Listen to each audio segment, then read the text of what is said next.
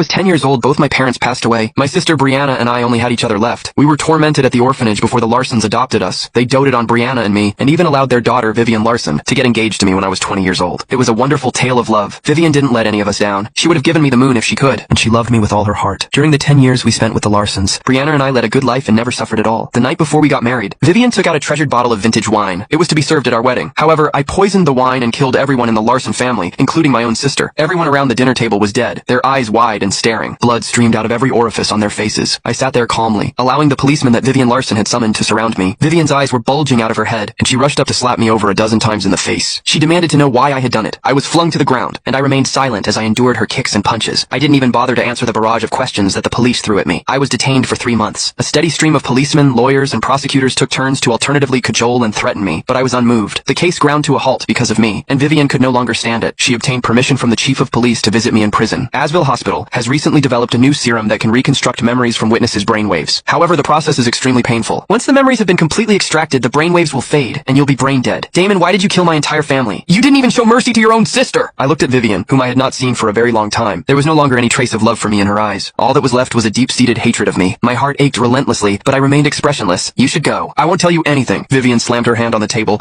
looking beside herself with fury. She hurled her phone at the glass, and it crashed against it with a loud bang. Damon Larson, do you have a death wish? Even the policemen who were standing guard over me looked at me with revulsion. I have never seen anyone as vicious as you. Vivian received permission from the chief, and got about a dozen police officers to escort me personally to the hospital. Only hardened criminals receive treatment like that. I walked out of the police station's main doors with a hood pulled over my head, but reporters surged toward me from all directions. I was surrounded by them, as well as eager passersby. There was a group of agitated people who claimed to have once received financial assistance from Callum Larson and his wife, Rhiannon Carlton. They looked as if they wanted nothing more than to skin me alive. They lunged toward me abruptly and tore off my hood. The piercing sunlight made me squint, and I was pelted with over a dozen stones. You murderer! I'm going to show everyone your true colors today! I turned and saw countless flashes going off as cameras clicked furiously. They seemed bent on capturing every detail, even down to the hairs on my face. Mister, why did you repay the Larsons' kindness with cruelty, especially when they adopted you? You killed them and your own sister. Were you after the Larsons' fortune? Did you concoct this plan because you wanted to take the money for yourself? Do you have a lover out there? Did the two of you plot together to kill for money? Their sharp questions filled my ears, but I gazed impassively at the crowd, as if I couldn't hear them. The crowd was triggered by my attitude. Some of them began reaching for their phones, bags, umbrellas, and anything they could get their hands on so that they could throw it at me. I was hit in the head, and blood gushed out at once. I doubled over in pain. The chief was afraid that things would get out of hand, so he ordered the rest of the police escort to block the reporters and the crowd from seeing me. He cleared his throat. Don't worry, everyone. I'll make sure to give you an explanation for this shocking murder. The hood was pulled over my head again, and I was brought to the hospital. I was tied to a chair, and the doctor was prepared to inject me with the serum. Right before the needle pierced my skin, Vivian suddenly grabbed the doctor's wrist. Her eyes were bloodshot, and there was a greenish tinge to the bags under her eyes. Her hair was tousled as she stared straight at me. Damon, I'm going to give you one last chance. If you're honest, you won't have to. Before she could finish speaking, I closed my eyes. Vivian's pupils contracted.